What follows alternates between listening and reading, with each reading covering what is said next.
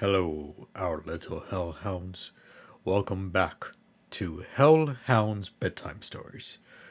I'm one of your hosts, Cerberus. Cerberus! Cerberus, also known as Cerberus. And today we actually decided to do another reading by Edgar Allan Poe.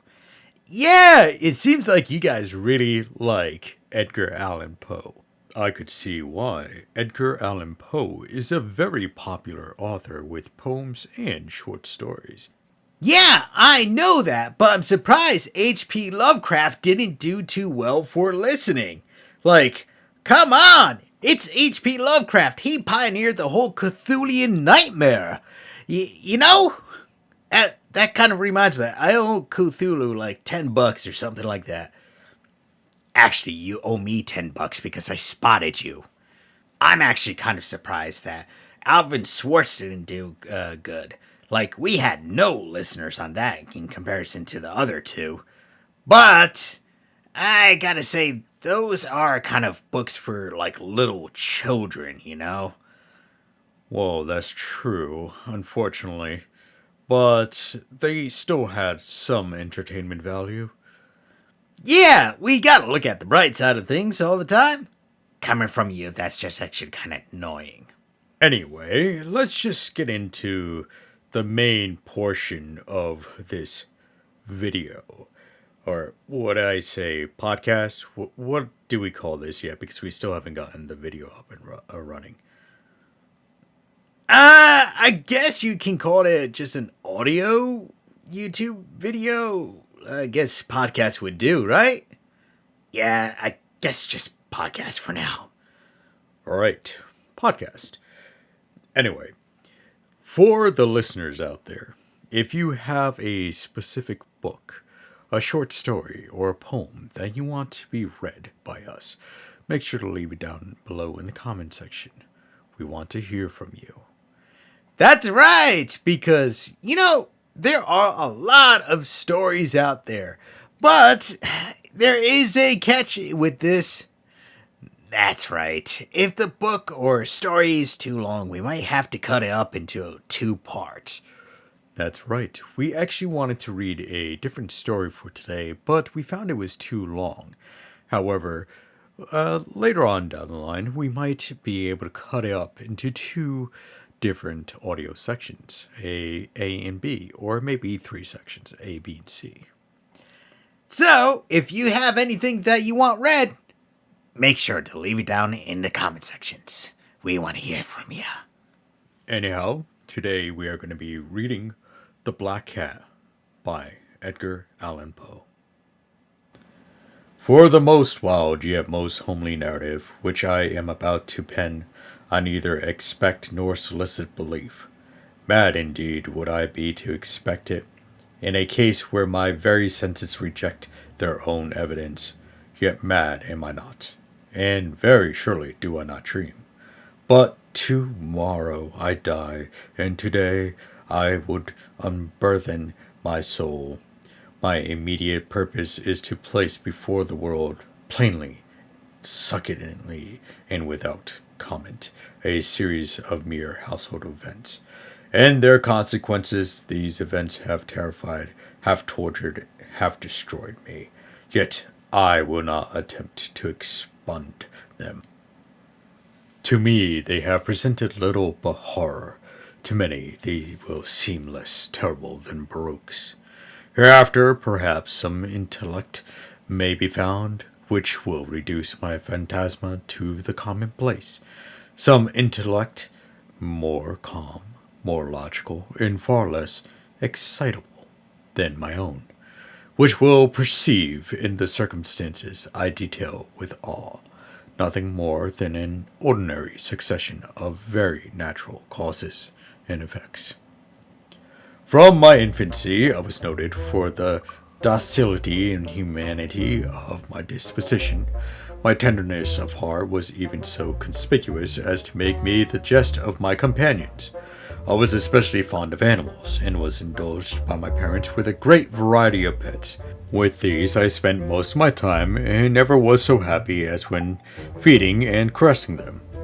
This particular of character grew with my growth, and in my manhood, I derived from it one of my principal sources of pleasure.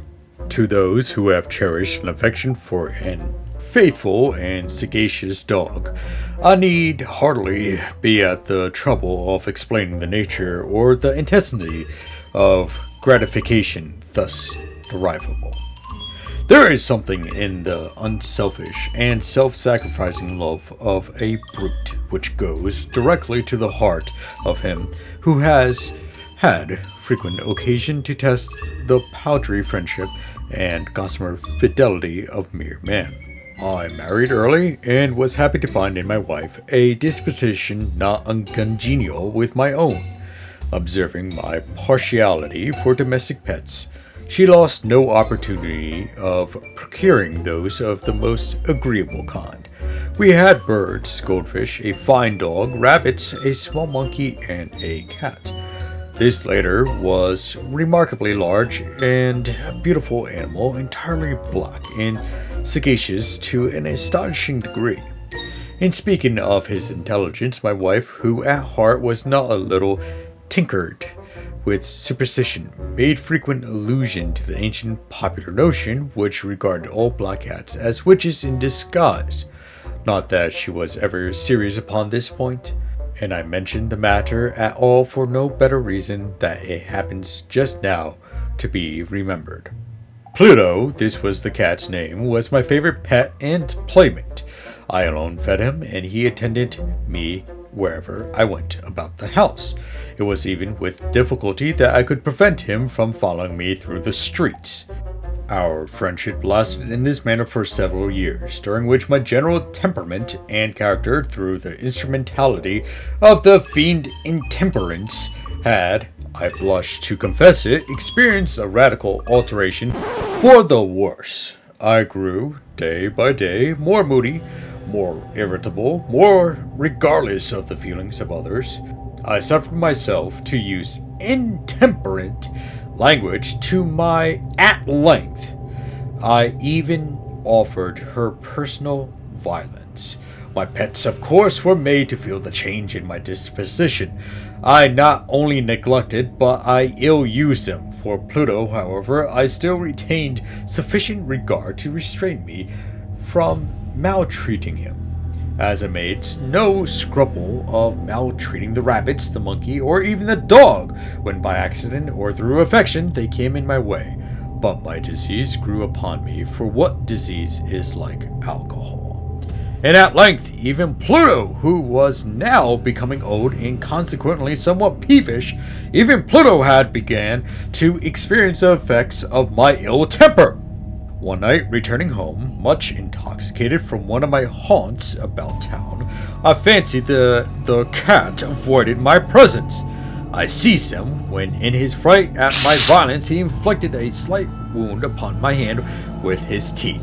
The fury of a demon instantly possessed me. I knew myself no longer. My original soul seemed at once to take its flight from my body, and a more than fiendish malevolence, gin-nurtured, thrilled every fiber of my frame.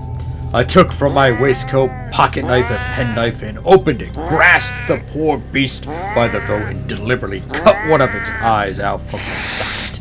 I blush, I burn, I shudder, while I pen the damnable atrocity. When reason returned with the morning, when I had slept off the fumes of the night's debauch, I experienced a sentient half of horror, half of remorse for the crime of which I had been guilty. But it was, at best, a feeble and equivocal feeling, and the soul remained untouched. I again plunged into excess, and soon drowned in wine all memory of the deed. In the meantime, the cat slowly recovered. The sake of the lost eye presented, it is true, a frightful appearance, but he no longer appeared to suffer any pain. He went about the house as usual, but as might be expected, fled in extreme terror at my approach. I had so much of my old heart left as to be at first grieved by this evident dislike on the part of a creature which had once so loved me. But this feeling soon gave place to irritation, and then came, as if to my final and irrevocable overthrow, the spirit of perverseness of this spirit philosophy takes no account, yet I am not more sure than my soul lives. Then I am that perverseness is one of the primitive impulses of the human heart, one of the indivisible primary faculties or sentiments which give direction to the character of man. Who has not 100 times found himself committing a vile or silly action for no other reason than because he knows he should not? Have we not a perpetual inclination in the teeth of our best judgment to violate that which is law, merely because we understood it to be such? This spirit of perverseness, I say, came to my final overthrow. It was this unfathomable longing of the soul to vex itself, to offer violence to its own nature, to do wrong for the wrong's sake only, that urged me to continue and finally to consummate the injury I had inflicted upon the offending brute. One morning, in cold blood, I slipped a noose about its neck and hung it to the limb of a tree, hung it with the tears streaming from my eyes and with the bitterness remorse of my heart. Hung it because I knew that it had loved me, and because it felt had given me no reason of offense. Hung it because I knew that in so doing I was committing a sin, a deadly sin that would so jeopardize my immortal soul as to place it, if such a thing were possible, even beyond the reach of infinite mercy of the most merciful and most terrible God. On the night of the day on which this cruel deed was done, I was aroused from sleep by a cry of fire. The curtains of my bed were in flames. The whole house was blazing. It was with great difficulty that my wife, a servant, and myself made our escape from the conflagration. The destruction was complete. My entire worldly wealth was swallowed up, and I resigned myself thenceforward to despair. I am above the weakness of seeking to establish a sequence of cause and effect between the disaster and the atrocity, but I'm detailing a chain of facts and wish not to leave even a possible link imperfect. On the day succeeding the fire, I visited the ruins. The walls, with one exception, had fallen in. This exception was found in a compartment wall, not very thick, which stood about the middle of the house, and against which had rested the head of my bed. The plastering had here in great measure resisted the action of the fire, a fact which I attributed to its having been recently spread. About this wall a dense crowd were collected, and many persons seemed to be examining a particular portion of it with every minute in eager attention. The words strange, singular, and other similar expressions excited my curiosity. I approached and saw, as if graven in bas relief upon the white surface, the figure of a gigantic cat. The impression was given with an accuracy truly marvelous. There was a rope about the animal's neck. When I first beheld this apparition, for I could scarcely regard it as less, my wonder and my terror were extreme. But at length reflection came to my aid. The cat, I remembered, had been hung in a garden adjacent to the house. Upon the alarm of fire, this garden had been immediately filled by the crowd, by someone of whom the animal must have been cut from the tree and thrown through an open window into my chamber. This had probably been done with a view of arousing me from sleep.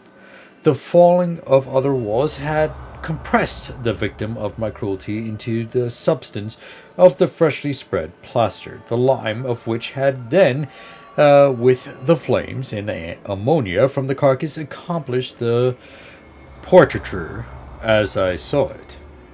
Although I thus readily accounted to my reason, if not altogether to my consciousness, for the startling fact just detailed, it did not the less fall to make a deep impression upon my fancy. For months I could not rid myself of the phantasma of the cat, and during this period there came back into my spirit a half sentient to that seemed, but was not, remorse.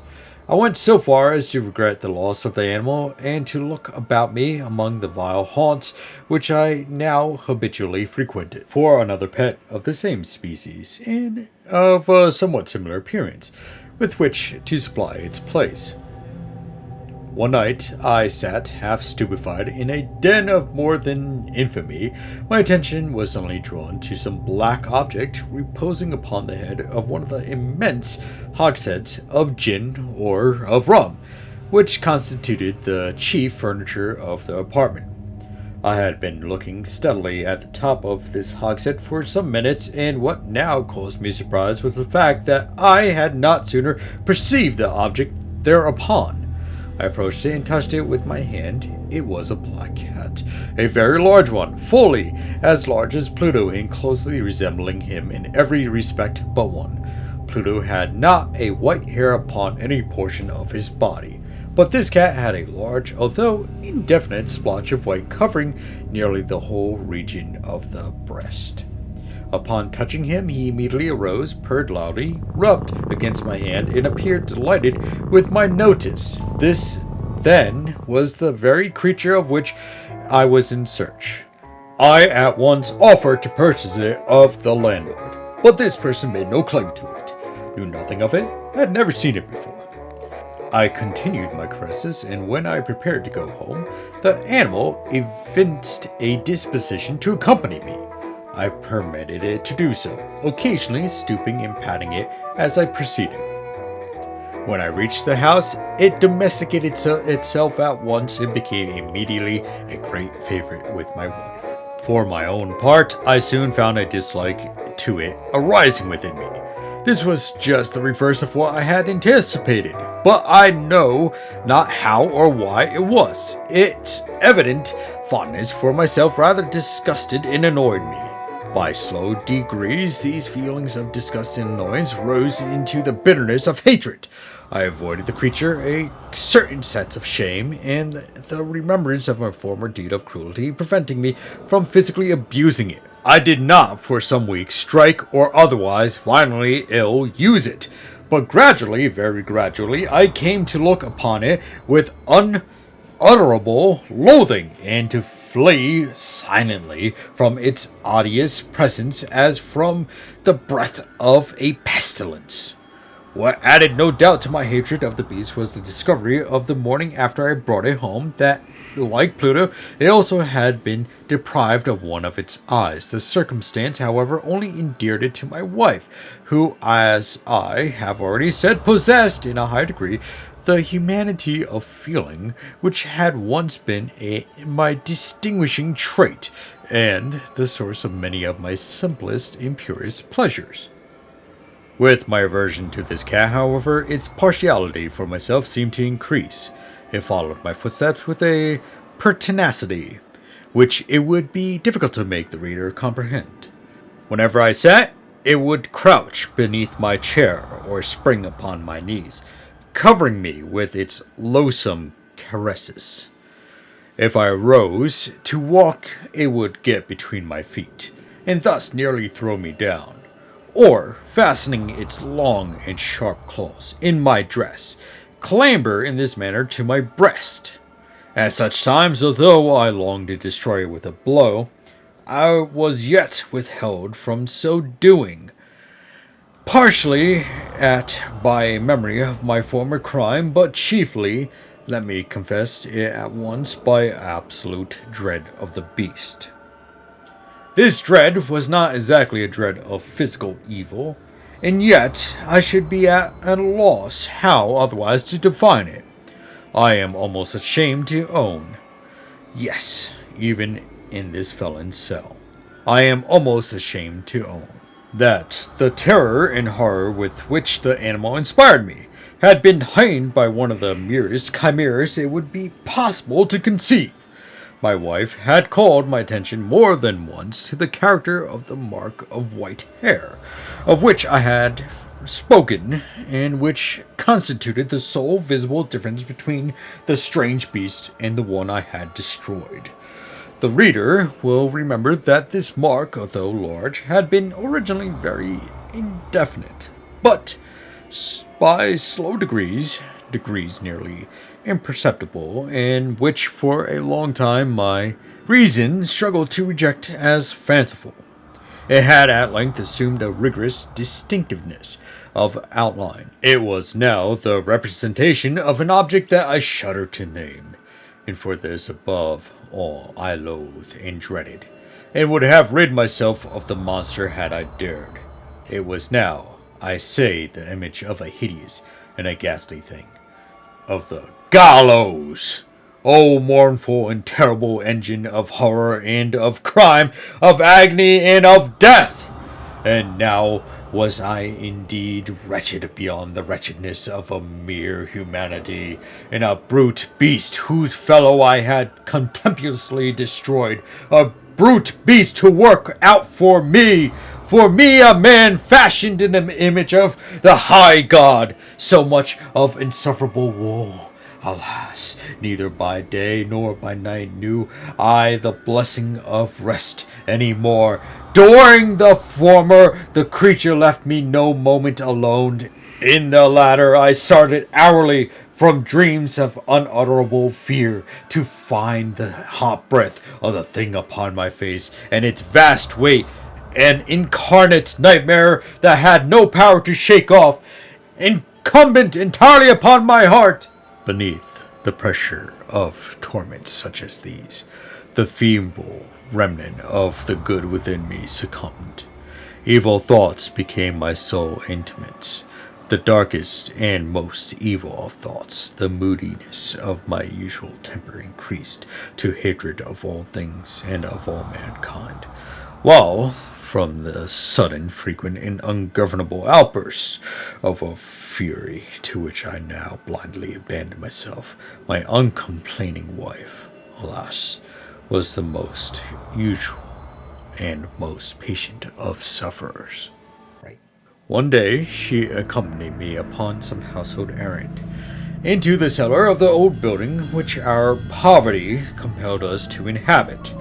The cat followed me down the steep stairs, and, nearly throwing me headlong, exasperated me to madness. Uplifting an axe, and forgetting in my wrath the childish dread which had hitherto stayed my hand, I aimed a blow at the animal, which of course would have proved instantly fatal had it descended as I wished. But this blow was arrested by the hand of my wife. Goaded by the interference into a rage more than demoniacal, I withdrew my arm from her grasp and buried the axe in her brain. She fell dead upon the spot, without a groan. This hideous murder accomplished, I set myself forthwith, and with entire deliberation, to the task of concealing the body.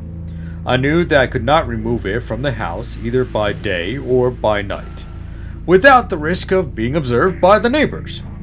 Many projects entered my mind. At one period, I thought of cutting the corpse into minute fragments and destroying them by fire.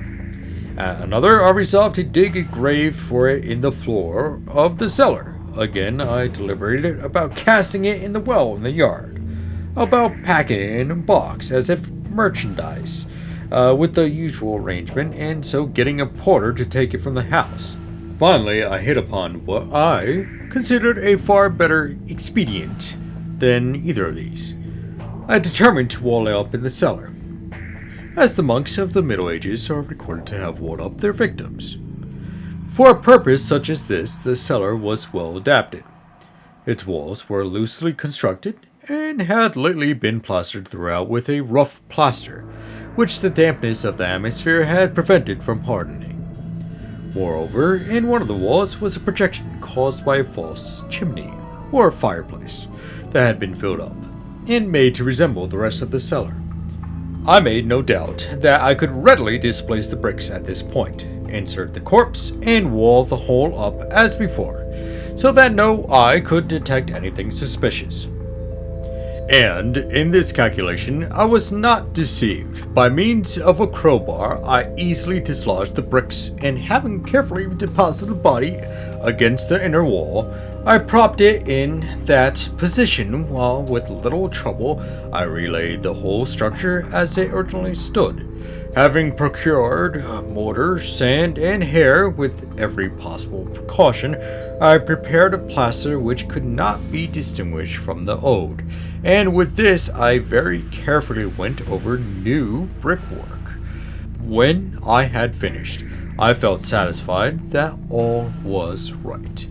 The wall did not present the slightest appearance of having been disturbed. The rubbish on the floor was picked up with the minutest care. I looked around triumphantly and said to myself, "Here at least then my labor has not been in vain." My next step was to look for the beast which had been the cause of so much wretchedness, for I had at length firmly resolved to put it to death. Had I been able to meet with it at the moment, there could have been no doubt of its fate, but it appeared that the crafty animal had been alarmed at the violence of my previous anger, and forbore to present itself in my present mood. It is impossible to describe or to imagine the deep and blissful sense of relief which the absence of the detested creature occasioned in my bosom. It did not make its appearance during the night, and thus for one night at least since its introduction into the house I soundly in tranquillity slept. I slept even with the burden of murder upon my soul. The second and third day passed, and still my tormentor came not. Once again I breathed as a free man. The monster, in terror, had fled the premises forever. I should behold it no more. My happiness was supreme. The guilt of the dark deed disturbed me but little. Some few inquiries had been made, but these had been readily answered, even as a search had been instituted, but of course nothing was to be discovered.